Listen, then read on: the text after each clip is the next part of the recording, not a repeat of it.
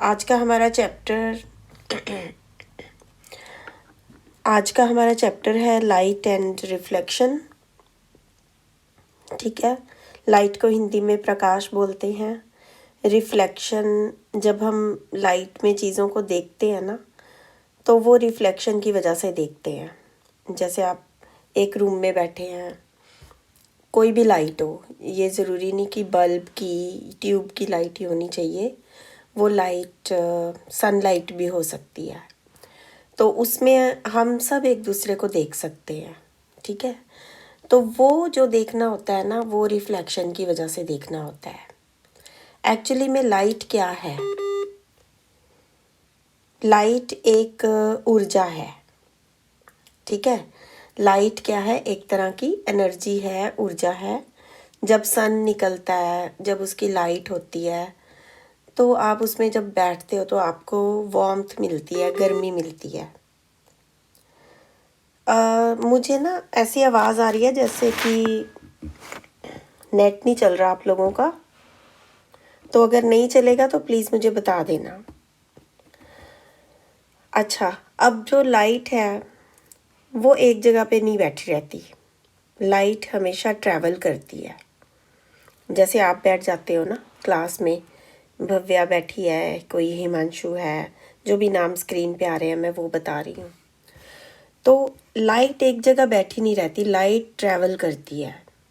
तो लाइट कहाँ कहाँ से ट्रैवल करती है? नैना शर्मा, प्लीज़ अपना फ़ोन म्यूट करो।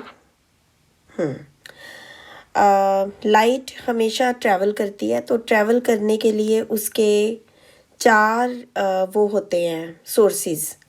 पहला सोर्स है लाइट निर्वात, यानी जहाँ हवा नहीं होती वहाँ भी ट्रैवल कर सकती है। वहाँ काफ़ी तेज़ ट्रैवल करती है लाइट। हवा में भी ट्रैवल करती है। पानी में, अब कोई चीज़, आप ग्लास में पानी डालो, पानी के अंदर आप कोई सिक्का डालो, कोई पेंसिल डालो, आपको वो दिखती है पानी में से। तो इसका मतलब लाइट पानी में से भी ट्रैवल करती है। और पानी सॉलिड में से भी, ठोस में से भी ट्रैवल कर सकती है। वो कैसे कर सकती है? ठोस में अगर कलर होगा, जैसे लकड़ी होती है, कोयला होता है, उसमें से आर पार आपको नहीं दिख रहा है तो लाइट भी ट्रैवल नहीं कर पाएगी। लेकिन जिन ठोस पदार्थों में आर पार दिखता है, जो पारदर्शी होते हैं, जैसे कांच होता है, प्लास्टिक होता है, तो उनके अंदर लाइट ट्रैवल कर सकती है। तो लाइट किस किस चीज़ में से ट्रैवल कर सकती है? निर्वात, निर्वात माने जिसके अंदर हवा ना हो। ठीक है, वहाँ सबसे तेज़। हवा में भी ट्रैवल करती है काफ़ी तेज़। और जैसे अब हमारे आसपास हवा होती है, साथ ही हमें सूर्य की रोशनी देखने को मिल जाती है, जबकि सूर्य हमसे बहुत दूर है। तो लाइट ट्रैवल करती है तभी तो हम तक पहुंचती है। ठीक है, तो निर्वात में से भी ट्रैवल करती है जहाँ हवा नहीं होती। जहाँ हवा होती है वहाँ से भी लाइट ट्रैवल कर सकती है। पानी में से भी ट्रैवल करती है। ठोस पदार्थ, उनमें से ट्रैवल करती है जिनके अंदर आर पार दिखाई देता है, जैसे कांच और प्लास्टिक। लाइट एक अनुप्रस्थ तरंग है। लाइट की तरंगें होती हैं। ठीक है, आप धूप में बैठते हो, आपको गर्मी महसूस होती है, वो भी लाइट की एक खास किस्म की तरंगें होती है जिनकी वजह से हमें गर्मी महसूस होती है। उसका भी एक अलग से नाम होता है। कुछ तरंगें ऐसी होती हैं जैसे कि यूवी रेज़ जो होती हैं वो हम तक पहुंचती हैं, और वो हमें कुछ और तरह के बेनिफिट्स देती हैं। इसके बारे में बाद में बात करेंगे। और नुकसान भी देती हैं। ठीक है, इसी तरह से परावर्तन भी होता है। ये लाइट का एक गुण होता है, लाइट की एक क्वालिटी होती है परावर्तन। परावर्तन का मतलब है कि लाइट जहाँ पड़ती है ना, वहाँ से टकरा के वापस मुड़ती है। ये मैं आपको बड़े ही सिंपल शब्दों में बता रही हूँ। हो सकता है आप बुक पढ़ोगे या कोई नोट्स पढ़ोगे तो आपको इतने सिंपल शब्द नहीं लिखे होंगे, इसलिए प्लीज़ इसको ध्यान से सुनना, समझने की कोशिश करना। लाइट जिस भी चीज़ पर पड़ती है वहाँ से टकरा के मुड़ती है। तो ये जो गुण होता है इसको परावर्तन कहते हैं। एक फॉर्म इसी तरह के गुण का अपवर्तन भी होता है। परावर्तन में जैसे बॉल होती है ना, आप दीवार के ऊपर बॉल मारते हो तो क्या होता है, आप कोई फुटबॉल लो जिसके अंदर अच्छे से हवा भरी हो, उसको दीवार पे मारो तो क्या होगा, वो फुटबॉल आपकी तरफ वापस आएगी। इसी तरह से लाइट भी जिस चीज़ पर टकराती है वहाँ से वापस आती है। मिरर में तभी आपको अपनी शक्ल दिखती है। आप मिरर के सामने खड़े होते हो, आप मिरर के पीछे तो नहीं खड़े होते ना, लेकिन फिर भी आप मिरर के अंदर से आपकी शक्ल दिख रही होती है। तो वो क्यों दिख रही होती है, क्योंकि लाइट वहाँ से टकरा के वापस आ रही है, इसलिए आपको अपनी ही शक्ल मिरर में दिख रही है। मिरर में ही क्यों आपको अपनी शक्ल दिखती है, सिंपल कांच में से क्यों नहीं दिखती, क्योंकि मिरर वो कांच है जिसकी बैक साइड पे एक पॉलिश की होती है, स्पेशल टाइप की। अगर उसके ऊपर पॉलिश नहीं करेंगे, एक ना नंबर है 792, उसमें म्यूट कर लो। अच्छा, विदाउट पॉलिश कोई भी ग्लास होता है, उसमें से लाइट टकरा के वापस नहीं आ सकती, उसके आर पार चली जाएगी। आई थिंक मैंने लाइट का आपको काफ़ी सिंपल वर्ड्स में समझा दिया कि लाइट एक तरह की ऊर्जा है। लाइट ट्रैवल करती है, कहाँ कहाँ से ट्रैवल करती है ये भी मैंने आपको बता दिया। लाइट तरंग है, लाइट के अंदर कुछ गुण होते हैं, प्रकाश के अंदर कुछ गुण होते हैं, जैसे कि अपवर्तन का गुण, जिसमें कि लाइट जिस भी चीज़ से टकराती है वापस आ जाती है। और अगर मिरर के सामने आप खड़े होते हो और आपको अपनी फेस दिखाई देता है, इट मीन्स उसके बैक साइड पे पॉलिश होती है स्पेशल। एक फ़ोन नंबर है 80917, ये म्यूट कर लो प्लीज़, म्यूट करो इसको। आपको म्यूट नहीं करना आता तो आप किसी और से करवा लो। अब मैं आपको दर्पण के बारे में बात करेंगे। दर्पण क्या होता है? दर्पण एक कांच होता है जिसकी बैक साइड पे एक पॉलिश होती है। सॉरी, वो जो दर्पण होता है उसके काफ़ी यूजेस होते हैं। आप अपने घर में अपना चेहरा देखते हो, उसमें मेकअप करते हो। बॉयज़ उसमें अपने स्टाइल का मेकअप करते हैं, गर्ल्स अपने स्टाइल का मेकअप, उसको मेकअप ही बोलते हैं। मेकअप मतलब अगर किसी के चेहरे में कोई कमी है तो उसको पूरा करने के लिए उसकी मतलब उसको ठीक ठाक करना, उसके लिए हम मिरर का यूज़ करते हैं। तो अब मिरर आप यूज़ कैसे करते हो? आप ना एक फोकस सा बनाते हो जहाँ से आपको अपना चेहरा बिल्कुल ठीक से नज़र आए, बिल्कुल सीधा नज़र आए। तो इसका मतलब फोकस की भी ज़रूरत होती है। फोकस यहाँ एक बहुत ही इम्पॉर्टेंट वर्ड है जो कि आपको बार बार सुनने को मिलेगा। अच्छा, क्या आप मिरर के बैक साइड पे भी होते हो और इधर भी होते हो? ऐसा होता है? नो, आप तो एक ही हो। आपको फिर भी दो दिख रहे हो, इधर भी हो, मिरर के बाहर भी, मिरर के अंदर भी। तो अंदर कौन है? अंदर आभास ही है, यानी आभास हो रहा है कि अंदर अंदर मैं ही हूँ, लेकिन अंदर मैं नहीं हूँ मिरर के, मैं मिरर से बाहर ही हूँ। यानी कि मिरर में आभासी प्रतिबिंब बनते हैं। अच्छा, इसी तरह से जब आप डॉक्टर के पास जाते हो तो मिरर कितना यूज़ होता है। मान लो आपके दांत खराब हैं और पूरे दांतों को हम नहीं देख सकते हैं बाहर से, तो क्या होता है कि डॉक्टर एक स्टिक होती है, उसके ऊपर एक मिरर लगा होता है, वो मिरर अंदर मुंह के, आप छोटा सा मिरर होता है, वो अंदर मुंह के डालता है और चारों तरफ के दांत उसको उस मिरर में दिखाई दे जाते हैं। तो उससे आपका इलाज करने में भी काम करता है। ठीक है, आंखों में भी, नाक, कान, गले वगैरह में भी ऐसे ही इलाज करने के लिए जब देखा जाता है। इसी तरह से कुछ मिरर अवतल दर्पण होते हैं। अब ये उत्तल और अवतल क्या है मैं आपको बता दूं। एक चीज़ जो बीच में से उभरी होती है, ठीक है, वो उत्तल होती है, कॉन्वेक्स होती है। और जो बीच में से उभरी नहीं होती, वो बीच में से धसी होती है, गोल होती है अंदर को, और किनारे बड़े होते हैं, वो होती है अवतल लेंस। मैं आपको एक वीडियो भेजूंगी, तो जो मैं बोल रही हूँ उसमें वो स्क्रीन पे भी आ रहा है साथ साथ, ठीक है। तो अब क्या है कि मैंने आपको बताया कि लाइट एक ऊर्जा होती है, लाइट ट्रैवल करती है, लाइट में परावर्तन का अपवर्तन का गुण होता है।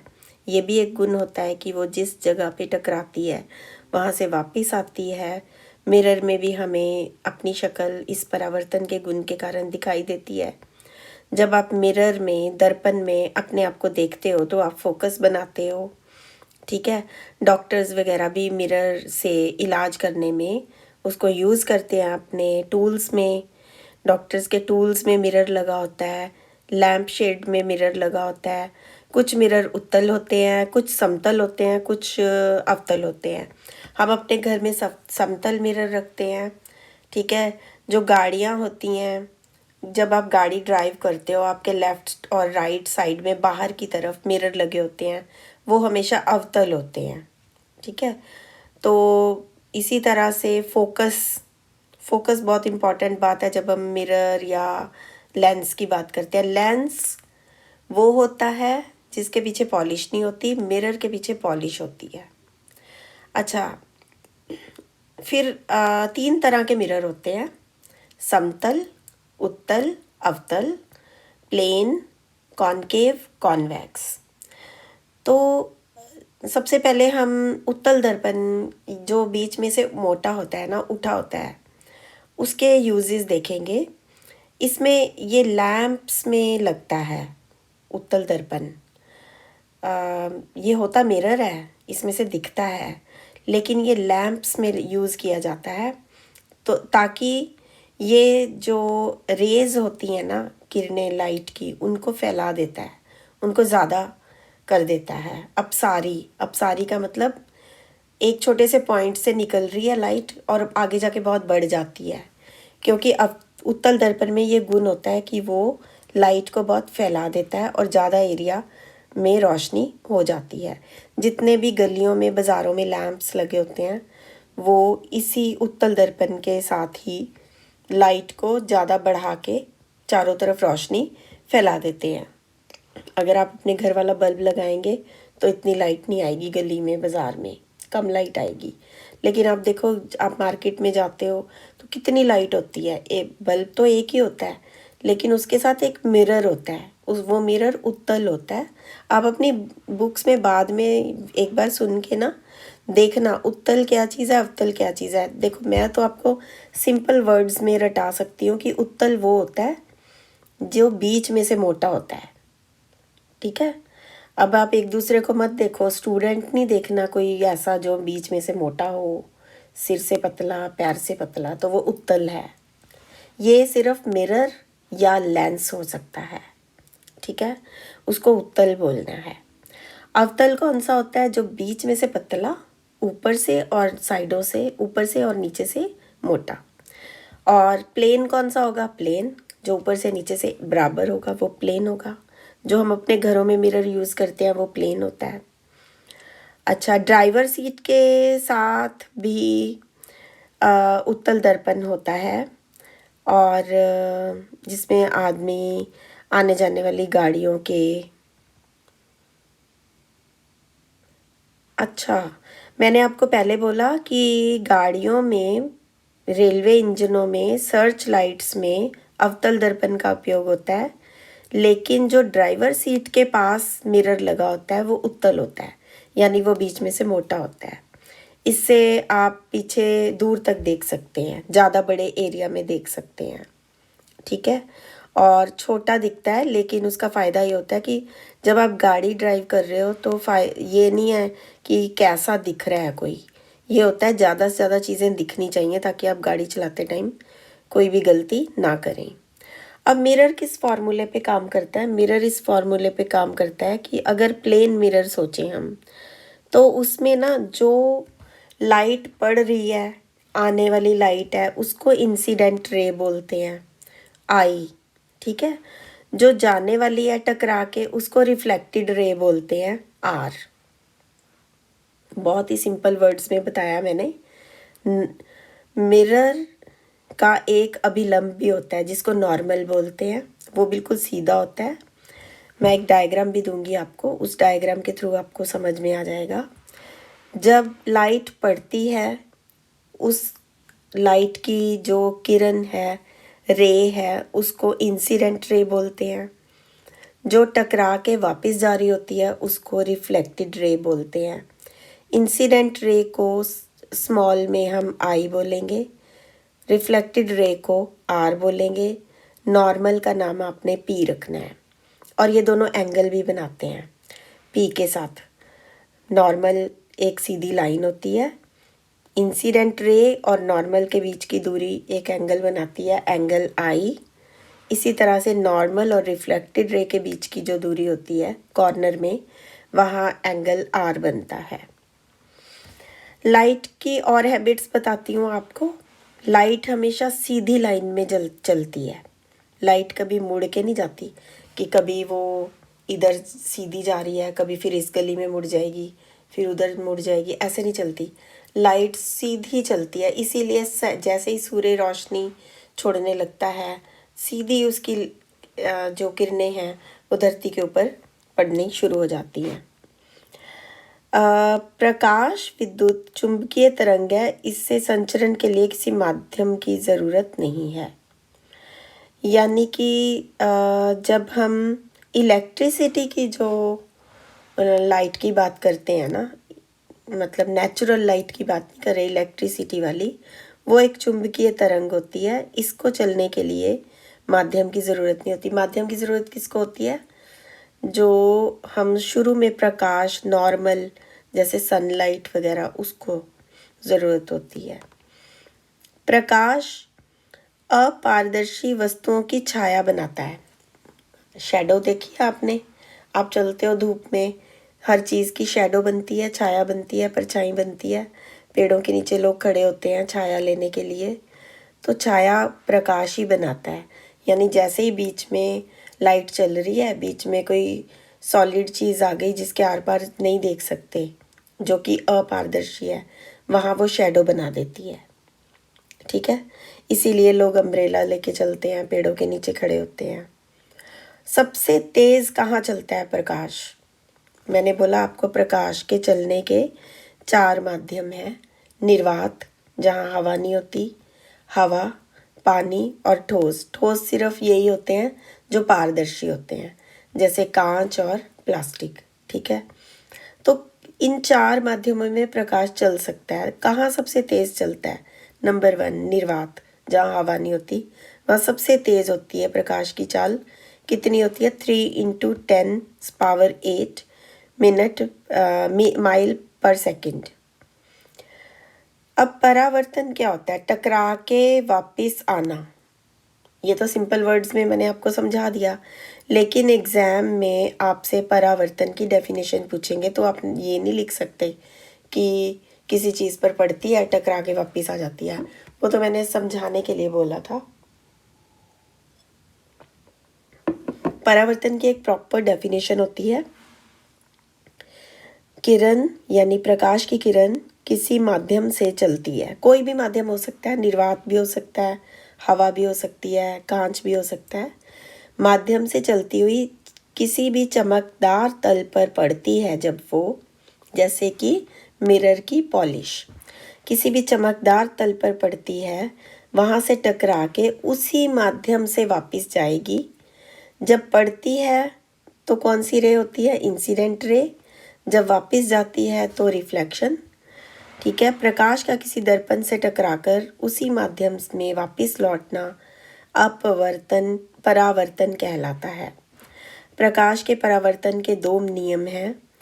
पहला ये कि नॉर्मल यानी जिसको अभिलंब बोलते हैं, उसमें एक कोण बनता है पड़ने वाली किरण और टकरा के वापस मुड़ने वाली किरण के बीच में। पड़ने वाली किरण का एक नाम है आपतित किरण। क्या नाम है? आपतित किरण। जो प्रकाश की किरण एक चमकदार सतह के ऊपर पड़ी, ठीक है, और फिर वहाँ से टकराएगी और मुड़ के जाएगी, उसको बोलते हैं परावर्तित किरण। जब मुड़ के जा रही होती है तो उसका नाम क्या होता है? परावर्तित किरण। और ये दो कोन बनाती हैं, जो कि मैंने एक डायग्राम में आपको दिखाए थे। वो कोन बनाती हैं angle r and angle i. Incident ray बनाती है एंगल आई, रिफ्लेक्टेड रे बनाती है एंगल आर। ठीक है। और सेकंड इसका लॉ ये है कि आपतित किरण, अभिलंब और परावर्तित किरण एक ही तल पे होते हैं, एक ही प्लेन पर काम करते हैं। ये पड़ने वाली किरण, टकरा के मुड़ने वाली किरण और नॉर्मल या अभिलंब एक ही तल पर होगा। ये नहीं होगा कि एक चीज़ आगे हो रही है और एक चीज़ पीछे हो रही है। एक और इसमें टर्म आती है जिसकी डेफिनेशन आपको आ सकती है। एक तो आपको ये डेफिनेशन आ सकती है, प्रकाश का परावर्तन क्या होता है, प्रकाश का इसी तरह से अपवर्तन क्या होता है, प्रकाश के परावर्तन के नियम मैंने आपको दोनों समझाए हैं। पहला नियम कि तल यानी जिसको नॉर्मल बोलते हैं, अभिलंब और आपतित किरण के बीच में एक एंगल बनता है, इसी तरह परावर्तित और नॉर्मल के बीच में एक एंगल बनता है जो कि इक्वल होता है। और सेकंड इसका लॉ ये है कि ये तीनों एक ही तल पे बनते हैं, आपतित किरण, परावर्तित किरण, अभिलंब, इंग्लिश में इसको बोलते हैं इंसिडेंट रे, रिफ्लेक्टिव रे एंड नॉर्मल। ये तीनों एक ही तल पे होते हैं। ये नियम है प्रकाश के अपरावर्तन के। ठीक है, ये क्वेश्चन आपको आ सकता है। एक क्वेश्चन आपको आ सकता है, वक्रता केंद्र किसको कहते हैं, सेंटर ऑफ कर्वेचर। आपको पता है हर लेंस, हर कॉनकेव और कॉन्वेक्स लेंस किसी कांच के गोल पार्ट का हिस्सा होते हैं। मान लो कांच का एक बॉल है, उसको आप काट के उसी का आप बना सकते हो उत्तल लेंस या उत्तल मिरर, और उसी का आप बना सकते हो अवतल लेंस या अवतल मिरर। तो उस गोले का जो सेंटर पार्ट होता है ना, बिल्कुल सेंटर, वो वक्रता केंद्र होता है, उसको सी बोलते हैं। ठीक है। अब मुख्य अक्ष क्या होता है, ये आप एक डायग्राम देखो। ये जो आपको उत्तल लेंस अवतल लेंस दिखाई दे रहे हैं ना, इनका जो सेंटर होगा ना वो मुख्य अक्ष होगा, बिल्कुल सेंटर पॉइंट। ठीक है। और मुख्य फोकस क्या है, मुख्य अक्ष जहाँ पर वो बिंदु है, मुख्य अक्ष के समानांतर किरणें आकर मिलती हैं या परावर्तित किरणें मुख्य अक्ष पर एक बिंदु से आती हुई महसूस होती हैं, और फिर वो बिंदु गोलीय दर्पण का मुख्य फोकस कहलाता है। ये आप इस डायग्राम में देखो। हाँ, ये डायग्राम आपको मिलेगा बाद में। जैसे मैंने आपको एक डायग्राम दिया है, ये रहा। इसमें उत्तल लेंस और अवतल लेंस दोनों हैं। आप देखो बीच में एक ज़ीरो लगी हुई है, आपकी बुक्स में भी है ये डायग्राम, बिकॉज सेंटर में एक ज़ीरो लगी हुई है ना, जो वो है आपका सेंटर पॉइंट। और उसके आर पार जो लाइन खींची हुई है ना, चाहे कोई भी लेंस हो, उत्तल हो चाहे अवतल हो, बिल्कुल सेंटर पॉइंट को लेकर एक सीधी लाइन है, वो है आपका मुख्य अक्ष। ठीक है। फिर इसमें फोकस देखते हैं। जो नज़दीक वाला फोकस है सी के, वो होता है एफ, जो थोड़ा सा उससे दूर होता है F2, F1। ठीक है। और जब ये जो डायग्राम्स बने हुए हैं ना, इसमें आपको एक वस्तु भी दी हुई है कि एक वस्तु है जो कि एरो की शेप में रखी हुई है।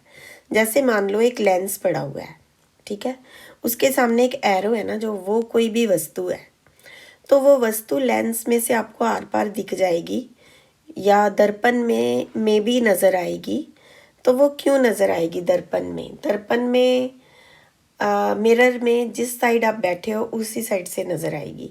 इसका मतलब मिरर के अंदर वस्तु की जो किरणें हैं वो टकराएंगी और वापस आ जाएंगी उसी माध्यम से, और दिख जाएगी वस्तु।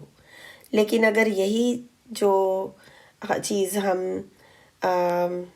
लेंस में करेंगे, जिसके पीछे बैक साइड पे कोई पॉलिश नहीं है, वहाँ पे क्या होता है कि वहाँ से रेज निकल जाती हैं बैक साइड पे, और दूसरी साइड से भी हम लेंस में से चीज़ों को देख सकते हैं।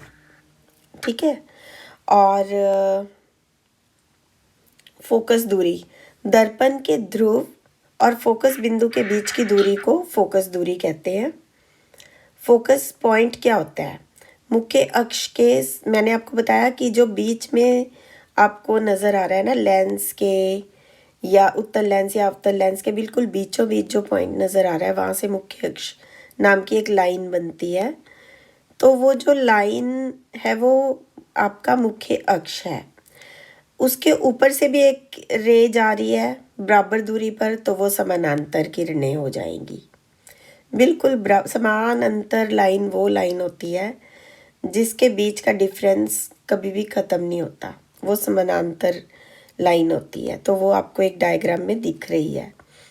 कुछ लाइनें समानांतर चलते चलते जैसे ही लेंस में से गुजरती हैं तो वो टेढ़ी हो जाती हैं, टेढ़ी होके जाके पीछे एक पॉइंट पे मिल जाती हैं, मिलेंगी तभी वो वहाँ से वो वस्तु नज़र आएगी जो सामने रखी होती है। ठीक है।